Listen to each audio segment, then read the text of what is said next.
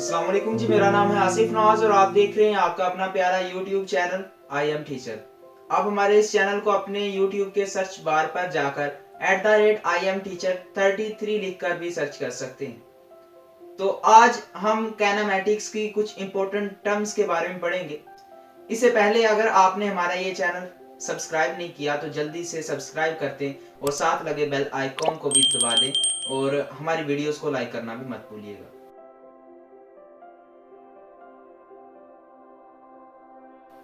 तो हमारी कैनामेटिक्स की सीरीज बहुत कामयाबी से जारी है और आपका प्यार भी मिल रहा है, आपके लाइक्स भी मिल रहे हैं, आपकी व्यूज की सूरत में मिल रहे हैं। तो हमारी कैनामेटिक्स का आज ये तीसरा लेक्चर है जिसमें मैं आपको कुछ इंपॉर्टेंट टर्म्स के बारे में बताऊंगा, जिसमें स्केलर्स और वेक्टर के बारे में बात करेंगे। ये स्केलर क्या है और वेक्टर क्या है, आइए सबसे पहले इसकी डेफिनेशन की तरफ नजर दौड़ाते हैं। तो स्केलर्स की डेफिनेशन आपके ब्लैक बोर्ड के ऊपर लिखी हुई है, देखें जरा ध्यान से। लिखा हुआ है quantity which is described only by its magnitude.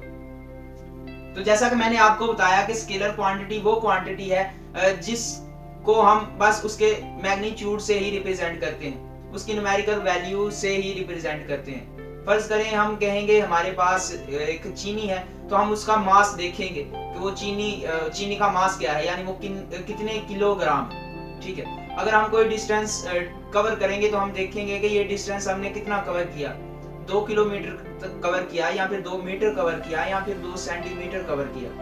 इसी लिहाज से हम टाइम देखेंगे कि अगर हमें कोई काम करते हुए टाइम गुजरा है तो कितना गुजरा है। तो इस लिहाज से हम जो स्केलर्स की बात करें तो स्केलर्स में हम किसी भी क्वांटिटी की न्यूमेरिकल वैल्यू देखते हैं और उसके एसआई यूनिट की बात करते हैं। उम्मीद है आपको स्केलर्स की समझ आ गई होगी। नेक्स्ट चलते हैं हम अपने अगले टॉपिक और बहुत ही इंपॉर्टेंट टर्म की तरफ, जिसका नाम है वेक्टर्स। वेक्टर क्या है, सबसे पहले इसकी डेफिनेशन देखते हैं। वेक्टर की डेफिनेशन आपके ब्लैक बोर्ड के सामने लिखी हुई है।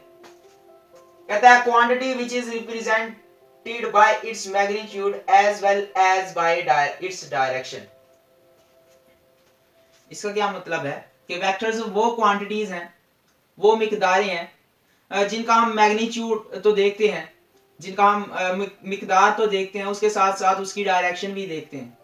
यानी हम किसी चीज की न्यूमेरिकल वैल्यू देखने के साथ साथ उसकी डायरेक्शन भी देखेंगे। तो वेक्टर्स की डेफिनेशन आपने देखी, चले इसकी थोड़ी सी एक्सप्लेनेशन की तरफ चलते हैं।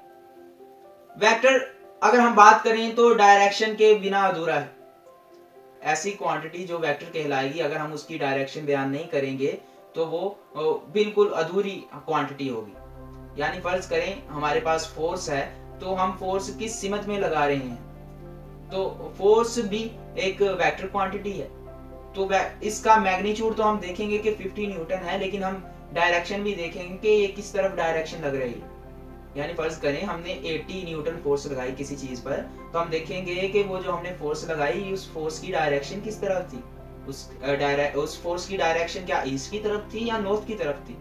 तो डायरेक्शन इसमें बहुत ही अहम किरदार अदा करती है किसी भी वेक्टर क्वांटिटी में। इसके अलावा आपके पास मोमेंटम आ जाता है, टॉर्क आ जाता है, और भी इसकी कई मिसालें हम आगे चल के देखेंगे। डिस्प्लेसमेंट भी इसकी मिसाल है। अब वेक्टर्स और स्केलर्स में हमने डिफरेंस देखा। स्केलर्स की आपको मैंने कुछ एग्जांपल्स दी, जैसे टाइम, लेंथ और इसके अलावा मास, और भी इसकी कई मिसालें हैं। मैंने आपको वेक्टर्स की भी मिसालें दी, जिसमें आपको मैंने फोर्स के बारे में बताया, टॉर्क के बारे में बताया और मोमेंटम के बारे में बताया। अब हम क्योंकि ये आपस में बहुत रिलेट करती है, जैसे वर्क और टॉर्क का एक ही फार्मूला होता है, इनका यूनिट भी एक होता है, तो ये आपस में बहुत ज्यादा क्वांटिटीज रिलेट करती हैं। तो हम इन क्वांटिटीज में डिफरेंस कैसे कर सकते हैं कि हम कहते हैं कि अगर हमारे पास दो क्वांटिटीज आ गई, जैसे एक तरफ वर्क आ गया, एक तरफ टॉर्क आ गया, तो हम अगर रिप्रेजेंट करना चाहें दोनों को तो कैसे करेंगे, क्या तरीका होगा जिससे हम एक अलग करके दिखाएंगे वेक्टर को स्केलर से। जी हाँ, उसका भी तरीका है। इसके दो तरीके हैं। सबसे पहला कि इसको राइट करना, वेक्टर का जो कोई भी वेक्टर क्वांटिटी है, उस क्वांटिटी का जो सिंबल होता है उसको उसको लिखते कैसे हैं, एक ये तरीका है। और एक दूसरा तरीका है जिसे हम ग्राफिकल तरीका कहते हैं, यानी हम ग्राफ के जरिए किसी वेक्टर को बयान करते हैं कि ये वेक्टर किस डायरेक्शन में जा रहा है, इसकी क्वांटिटी कितनी है, इसका मैग्नीट्यूड कितना है। तो चलिए जी अब वेक्टर के इन खसूसियात की तरफ चलते हैं, करैक्टरिस्टिक्स की तरफ चलते हैं, जिसकी बिना पर हम इसे स्केलर से अलग करके दिखाते हैं। जी जनाब, जैसे कि मैंने आपसे वादा किया था कि हम वेक्टर्स को रिप्रेजेंट करने का तरीका देखेंगे। तो वेक्टर को, किसी भी वेक्टर क्वांटिटी को रिप्रेजेंट करने के दो तरीके हैं। दो तरीके कौन से हैं? अगर हम रिटन फॉर्म में लिखते हैं एक ये तरीका है, और अगर हम उसे ग्राफिकली रिप्रेजेंट करते हैं एक ये तरीका है। सबसे पहले रिटन फॉर्म में देखते हैं कि रिटन फॉर्म में हम कैसे किसी भी वेक्टर को रिप्रेजेंट कर सकते हैं। तो फर्ज करें हमारे पास एक वेक्टर क्वांटिटी थी, वो वेक्टर क्वांटिटी हमारे पास f थी। ये एक वेक्टर क्वांटिटी है। अगर रिटन फॉर्म में देखें तो हमें कैसे पता चलेगा कि हमारे पास f जो है वो एक वेक्टर क्वांटिटी है? तो इसके दो तरीके हैं जनाब रिटन फॉर्म में। पहला ये है कि हम इसे बोल्ड फॉर्म में लिखें। जी, बोल्ड फॉर्म मतलब थोड़ी मोटाई में लिखें, इस तरह से। f को हम अगर बोल्ड फॉर्म में लिखते हैं तो इसका मतलब है कि हम वेक्टर को रिप्रेजेंट कर रहे हैं कि हमारे पास जो f है वो एक वेक्टर क्वांटिटी है। दूसरा तरीका कि अगर आप बोल्ड नहीं करना चाहते, कोई और तरीका अपनाना चाहते हैं, तो एक और तरीका है, वो है कि आप एक एरो हेड इस f के ऊपर लगा दें। लिखेंगे आप सिंगल बार ही, लेकिन इसके ऊपर आप एक एरो हेड लगा देंगे, यानी एरो का निशान, जो एरो का सिरा होता है, तीर का सिरा होता है, वो आप ऊपर लगा देंगे। तो एरो हेड इज सेकंड, आप कह सकते हैं कि मेथड है किसी भी वेक्टर को रिप्रेजेंट करने का। एरो हेड हमेशा आप वेक्टर क्वांटिटी के सिंबल के ऊपर लगाते हैं। जी जनाब, तो आपने रिटन फॉर्म में वेक्टर को रिप्रेजेंट करने का तरीका देख लिया, किसी भी वेक्टर क्वांटिटी को रिप्रेजेंट करने का तरीका, कि हम उसे बोल्ड फॉर्म में लिख सकते हैं या फिर हम उसके ऊपर एरो हेड लगा सकते हैं। दूसरा तरीका जिसके बारे में आपसे बात करना चाह रहा था, वो दूसरा तरीका है ग्राफिकल रिप्रेजेंटेशन, यानी ग्राफ के जरिए किसी को रिप्रेजेंट कर। वो कैसे जी? फर्ज करें हमारे पास फोर्स थी, फोर्स कितनी थी?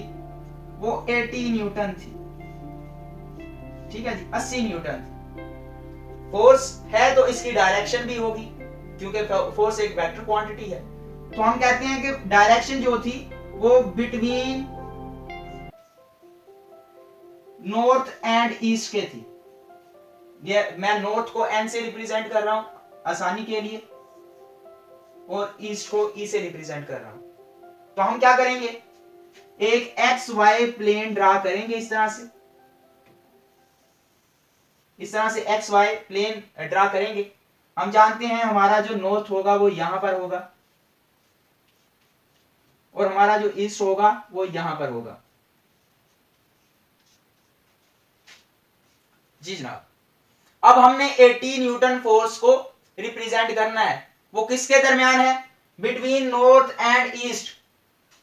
तो हम कहेंगे कि हमारी 80 न्यूटन फोर्स ये है जी, एक एरो से हम रिप्रेजेंट कर देंगे। ये हमारे पास फोर्स कितनी है? वो है 80 न्यूटन, और किस डायरेक्शन में है? नॉर्थ ईस्ट डायरेक्शन में। चले इसकी समरी की तरफ चलते हैं। हमने क्या पढ़ा? सबसे पहले हमने स्केलर क्वांटिटीज के बारे में पढ़ा, और बाद में हमने वेक्टर क्वांटिटीज के बारे में पढ़ा। वेक्टर क्वांटिटीज को रिप्रेजेंट करने का हमने तरीका पढ़ा, उसमें दो तरीके थे, एक रिटन फॉर्म में और एक ग्राफिकल फॉर्म में। स्केलर्स के बारे में हमने उसकी डेफिनेशन की, स्केलर्स की एग्जांपल्स दी, वेक्टर की डेफिनेशन की, वेक्टर की एग्जांपल दी, और उसके बाद रिप्रेजेंट करने का तरीके में भी हमने दो एग्जांपल्स दी, फोर्स की एग्जांपल दी। तो उम्मीद है आज का लेक्चर आप पर खुशगवार गुजरा होगा, और मुझे भी मज़ा आया पढ़ा के, आपको भी इंशाल्लाह पढ़ के मज़ा आया होगा, लेक्चर सुन के मज़ा आया होगा। हमारी वीडियोस को लाइक करना, चैनल को सब्सक्राइब करना, और साथ लगे बेल आइकॉन को दबाना मत भूलिएगा। मिलते हैं ऐसे ही एक नई इंटरेस्टिंग वीडियो में, जिसमें हम वेक्टर मोशन से एसोसिएटेड कई क्वांटिटीज़ या क्वांटिटीज़ के बारे में पढ़ेंगे, जैसे position, displacement, distance, speed, velocity और एवरेज वेलोसिटी। इन तमाम डेफिनेशन का हम अगली वीडियो में इंशाल्लाह खुलासा करेंगे। अल्लाह निगहबान।